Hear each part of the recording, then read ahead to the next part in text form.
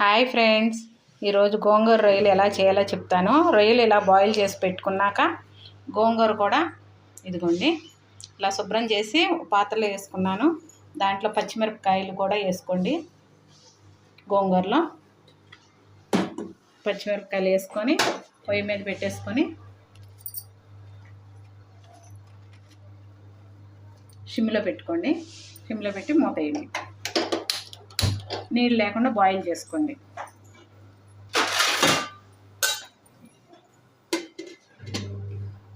వేరే బౌల్లో ఆయిల్ పోసుకొని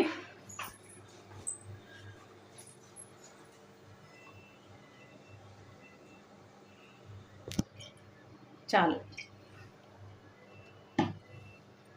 హైలో పెట్టాము. కొంచెం వేడెక్కిన తర్వాత ఆయిల్ వేడైందండి. ఇప్పుడు ఉల్లిపాయను పచ్చిమిరపకాయ వేసుకోండి. నేను 3 ఉల్లిపాయలు వేసుకున్నాను.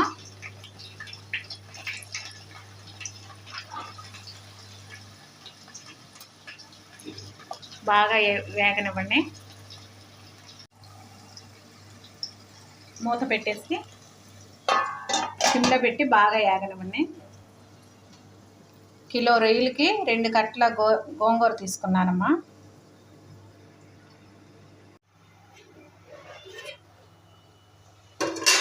అది చూడండి, గోంగూర బాయిల్ అయిపోయింది. ఇది ఆఫ్ చేసేసుకోండి.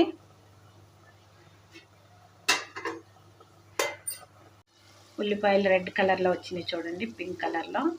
ఇప్పుడు అల్లం పేస్ట్ వేసేసుకోండి. అల్లం వెల్లుల్లి పేస్ట్ వేసుకోండి. ఈ పచ్చి వాసన పోయేదాకా వేపుకోండి. నేను 2 స్పూన్లు వేసుకున్నాను. కొంచెం హైలో పెట్టుకొని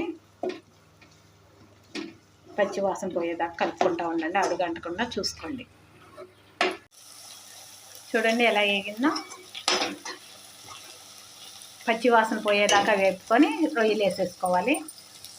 రొయ్యలు కూడా కొంచెం ఆయిల్లో వేగనివ్వండి. ఎందుకంటే ఆ మసాలా దానికి పట్టేదాకా కొంచెం హైలో పెట్టేసి వేపండి. టేస్ట్ బాగుంటుంది.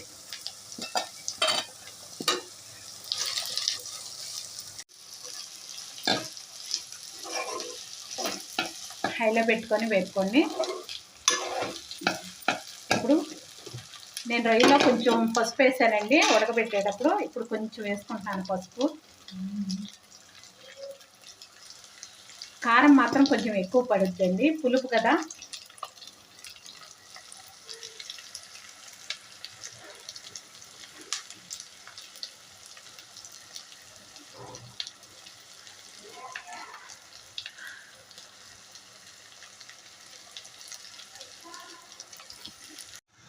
బాగా కలుపుకోండి. రొయ్యకి బాగా పట్టేదాకా నూనెలో బాగా కలుపుకోండి. నీసు వాసన రాకుండా ఉంటుంది నూనెలో వేగితే. ఇప్పుడు కొంచెం వాటర్ పోసుకోండి.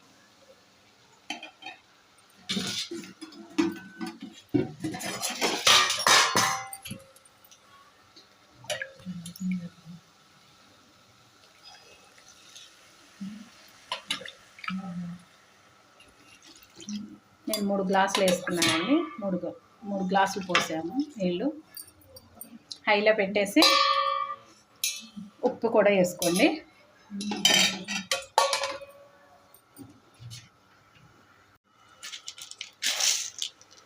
నేను 3 స్పూన్లు వేసుకున్నాను ఉప్పు. గళ్ళుప్పు వేసుకున్నానండి. సరిపోతే చూసేసుకోండి. చూడండి ఇలాగ కుతకుతలాడినప్పుడు కరివేపాకు వేసుకోండి. స్మెల్ బాగుంటుంది.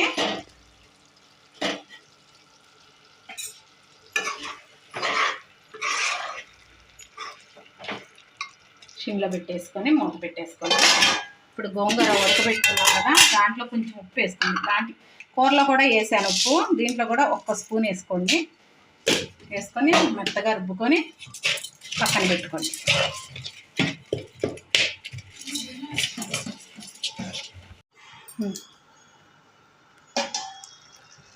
చూసారా ఉడికిపోయింది. నూనె ఇలా తేలేదాకా ఉంచుకోండి.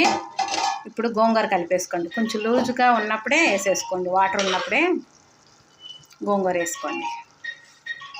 మరీ గట్టిగా ఉంటే బాగోదు. గోంగూర వేసి ఒక 5 మినిట్స్ సిమ్లో పెట్టేసి మూత వేసుకొని బాగా కలిపేసి మూత వేసుకొని సిమ్లో పెట్టుకోండి.